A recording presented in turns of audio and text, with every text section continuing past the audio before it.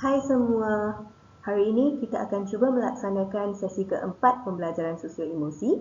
Memandangkan masa kita agak terhad, kali ini kita laksanakannya dari bentuk asynchronous, di mana pelajar dengan tenaga pengajar tidak perlu berada di waktu yang sama. Saya rasa sebagai cikgu memang kamu orang dah memang biasa dengan aktiviti asynchronous, terutamanya semasa waktu COVID, di mana sekolah tidak beroperasi and all that. Okey, tanpa melengahkan masa, kita pastikan ambil kehadiran masuk. So, sila scan QR code yang tertera pada skrin anda. Sekiranya anda tidak dapat scan, anda boleh menggunakan link yang sudah tertera juga. So, sama ada gunakan QR code ataupun link. Ini agak penting untuk saya dapat mencatatkan kehadiran anda untuk sesi kali ini.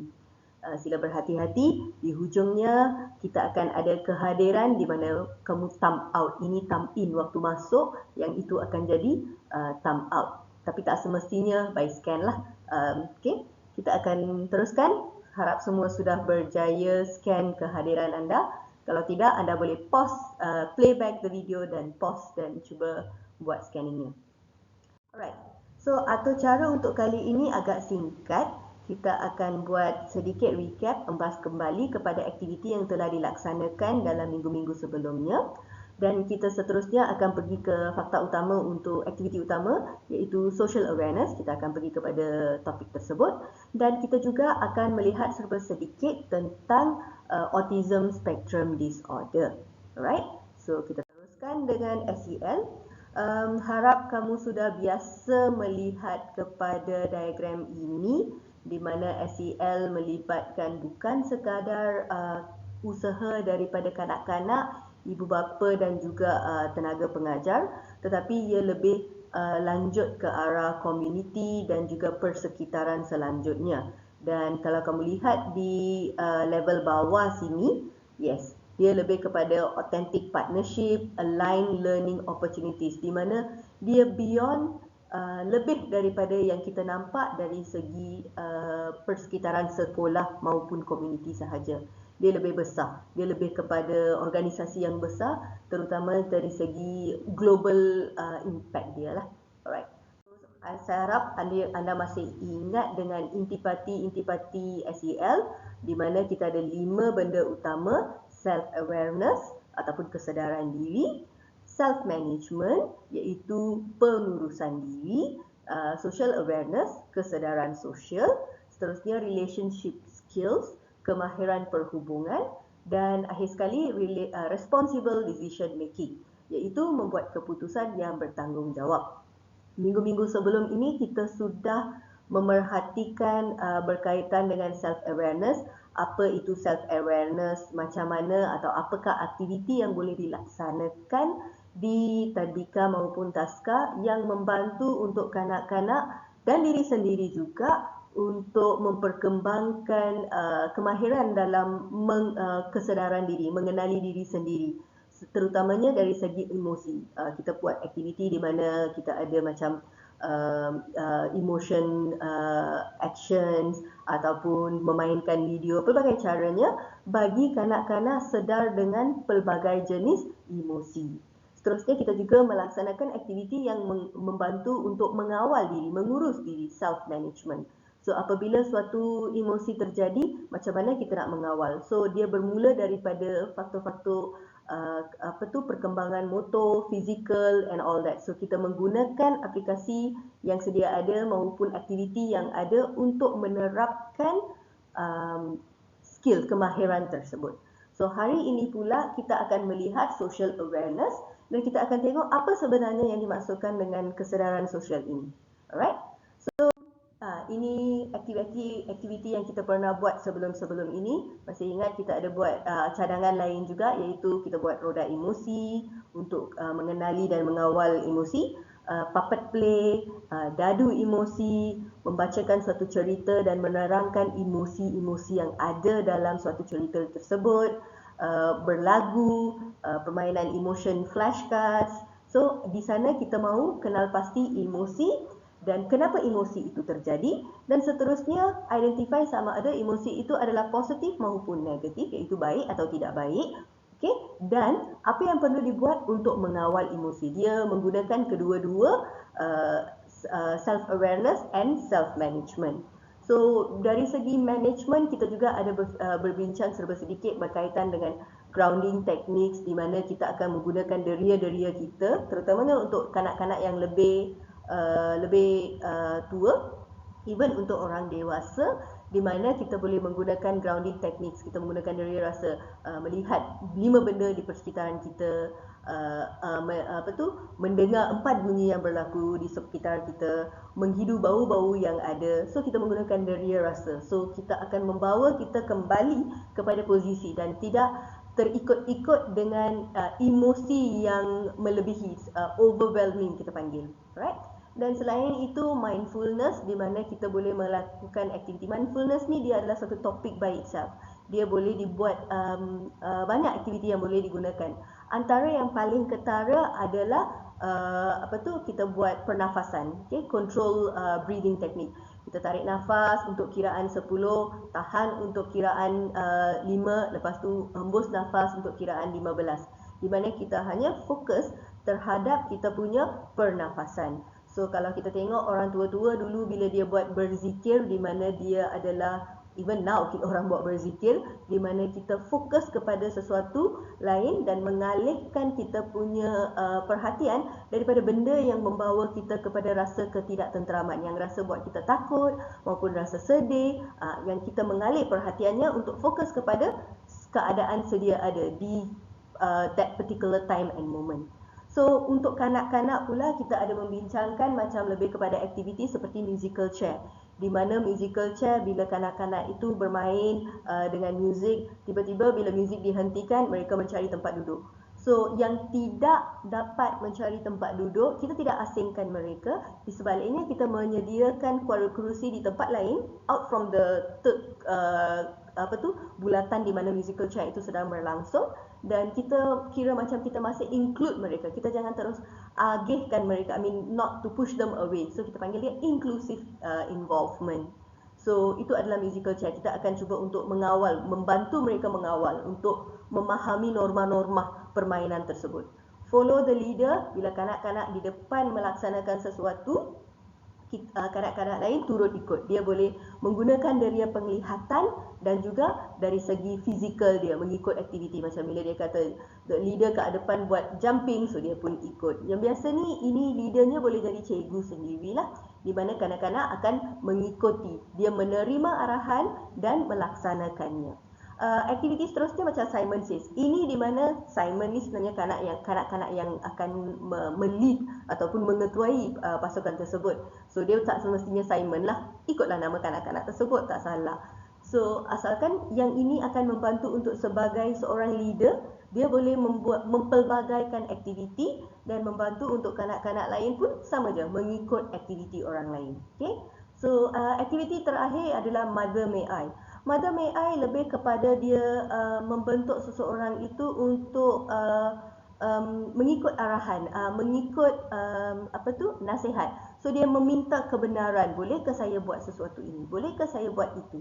So itu adalah suatu benda yang kita praktikkan supaya kanak-kanak tidak terus membuat apa yang mereka mahu. Di sebaliknya, meminta dulu kebenaran sebelum melaksanakan. Alright? So dia lebih kepada kebolehan mengawal diri dari segi tindakan. Alright? So aktiviti untuk hari ini ataupun topik untuk hari ini adalah social awareness, atau dalam bahasa Melayu kita panggil dia sebagai kesedaran sosial. Mari kita lihat apakah sebenarnya social awareness. See, social awareness adalah the ability to take the perspective of an empathize with others, including those from diverse backgrounds and cultures. The ability to understand social and ethical norms for behavior and to recognize family, school and community resources and supports. Okey, berbelit lidah kan? Bila saya baca pun saya dah berbelit lidah. Jom kita tengok apa maksudnya dalam bahasa Melayu. So, kesedaran sosial adalah suatu keupayaan untuk seseorang itu mengambil perspektif dan empati dengan orang lain, termasuk mereka dari pelbagai latar belakang dan budaya. Okay? Dan seterusnya, keupayaan ini juga untuk memahami norma sosial dan etika untuk tingkah laku dan mengenali sumber dan sokongan keluarga, sekolah dan komuniti. So, kalau kita perhatikan di sini, maksud kesedaran sosial ini agak luas ya, puan-puan sekalian. So, dia bukan sekadar keupayaan untuk mengambil perspektif. Kita kena kanak-kanak atau seseorang itu boleh mengambil kira dari pandangan seseorang dan berasa empati. Harap puan-puan sekalian masih ingat perbezaan empati dan simpati ya. Okey, empati ialah kita merasa keadaan tersebut. Simpati adalah kita turut serta dalam keadaan tersebut. Seperti bila seseorang tu sedih, kita memahami kesedihan beliau, dari mana berasasnya punca kesedihan itu, apalah kejadian yang membawa kepada perasaan kesedihan itu. Manakala bila simpati, kita bukan sekadar memahami tetapi turut terjebak, di mana kita pun terikut menangis, terikut dengan perasaan tersebut, di mana kita pun tidak terkawal emosinya. So, ada beza ya antara empati dan simpati. Jangan campur adukkan dia. So, balik kepada kesedaran sosial, kita mahu mengambil perspektif, mengambil tahu dan memahami keadaan seseorang itu bukan sekadar dari segi emosi, tapi kita juga fikir dari segi latar belakang dan budaya orang tersebut. So, ini membawa kepada dia boleh memahami norma sosial dan etikal. Kita faham dalam sesuatu budaya ada beberapa aktiviti yang tidak boleh dilakukan. So macam seperti yang kita tahu, tidak ada konsep haram dan halal. So kita mahu kanak-kanak lain, walaupun dia tidak terdedah dengan konsep haram dan halal di rumah, tapi mereka juga turut sedar tentang aktiviti tersebut. Sama juga untuk kanak-kanak yang bukan yang beragama Islam pula, boleh memahami apakah benda-benda yang boleh dan tidak boleh dilaksanakan oleh kanak-kanak lain. Ini hanyalah salah satu contoh yang saya boleh mempraktikkan di kalangan kita yang pelbagai etnik. Okay? Dan satu lagi yang penting pasal kesedaran sosial ialah seseorang itu kena sedar apalah sumber bantuan, dari mana dia boleh dapat bantuan sebenarnya.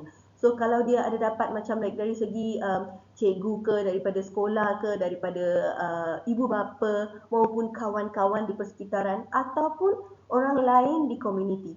So dia kena sedar persekitarannya. Dia lebih kepada menyedari persekitaran di mana dia boleh mencari suatu sumber yang boleh memberikan sokongan. So itulah dia puan-puan sekalian, apa itu social awareness ataupun kesedaran sosial. So bila kita teruskan, so bagi seorang tenaga pengajar, so apalah yang diperlukan dari segi kesedaran sosial. Okay, sebagai seorang tenaga pengajar, kita mahu memahami identiti budaya mereka sendiri dan implikasi kesan-kesannya dalam aktiviti komunikasi, interaksi dan terhadap sekolah. So kalau suatu kawasan tu di mana kita menjalankan prasekolah, kita mahu tahu apalah culture yang ada di kawasan tersebut. Sebab saya dapat banyak juga kampung pelbagai cara dia punya teknik berkomunikasi. Okay? Terutama macam for instance lah, dalam baru-baru ini semenjak adanya COVID, kita tidak lagi bersalam tangan sudah. Sebaliknya kita buat macam ni, kita macam bertumbuk, bukanlah bertumbuk sebagai bertumbuknya, tapi it's more of like a hand butt. Okay? Janganlah pula tiba-tiba ada head butt, nanti lainlah pula jadinya, tiba-tiba ada benjol. So antara sesuatu yang cara dia berinteraksi, apalah culture yang tengah happen di persekitaran itu. Nombor dua, sebagai seorang tenaga pengajar juga, dia membantu untuk mempunyai sikap tegas terhadap semua pelajar. Kamu sendiri akan menyedari sosial kamu melibatkan kanak-kanak ini, kamu akan sedar your keupayaan dan juga kelemahan sendiri. So it will make you need to be more stern, tegas. Okay? Di mana perlu ditegaskan dan di mana perlu berlembut, kita kena tahu juga. Nombor tiga, membangunkan cara membina untuk melibatkan pengetahuan praktikal antara satu sama lain. So dia membantu untuk kamu dapat melangsungkan aktiviti dengan lebih efektif. Okay, supaya dia lebih senang dipraktikkan. Right. Dan menghargai pelbagai perspektif dan pelbagai kanak-kanak dalam bilik belajar. Ini kita sudah tahu sebab memandangkan kita daripada multi-ethnic society.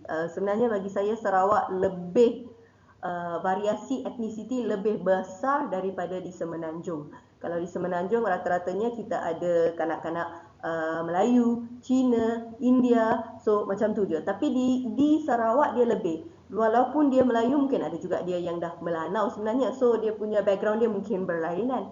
Ada juga banyak yang dari kategori mualaf, Cina ataupun daripada Iban, but they are Muslim in religion. So banyak juga cultural diversity kita panggil di Sarawak sebenarnya. Dan faktor kelima adalah periksa struktur dan ideologi sistemik yang mewajarkan ketidaksamaan.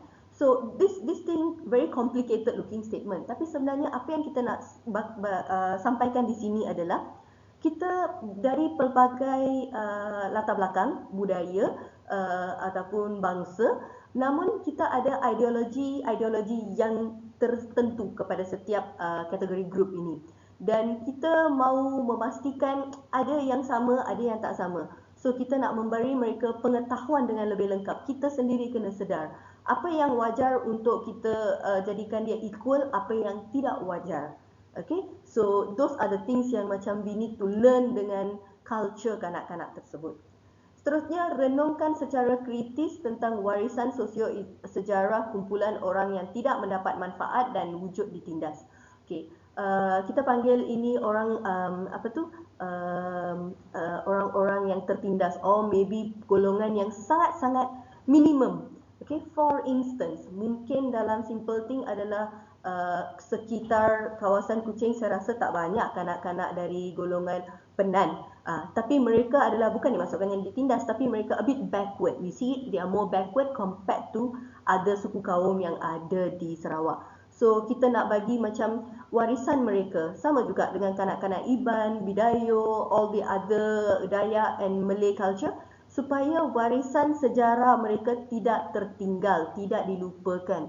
So you can not only untuk diri sendiri, untuk kanak-kanak dan keluarga tersebut, kita boleh melaksanakan hari macam hari sejarah, di mana mereka boleh berpakaian tradisional dari asal dari mereka. Even among Malays pun saya nampak ada juga pelbagai perbezaan sebenarnya. So ini boleh digunakan sebagai suatu cara untuk kita, in a way kita akan menyelamatkan warisan budaya ini. Sejarah itu akan masih berada. Walaupun kita banyak tidak mempraktikannya, itu tidak bermaksud kita boleh mengabaikannya sepenuhnya, because that is our culture, that is our nature from heritage. Kalau sendiri tidak menjaga, siapalah yang nak menjaga budaya sendiri. Okey, dan seterusnya adalah mengakui, menghargai, menyokong dan bertindak balas terhadap nilai budaya, tradisi, komunikasi, pembelajaran gaya, sumbangan dan corak hubungan antara pelajar di dalam bilik belajar. So ini sebagai sort of a pelengkap. Dia akan membantu kamu untuk apply all this, okay? Appreciate all this aspect. Alright. So itulah untuk kesedaran sosial bagi yang baiknya bagi seorang tenaga pengajar. Alright. So seterusnya kita akan lihat dalam video akan datang.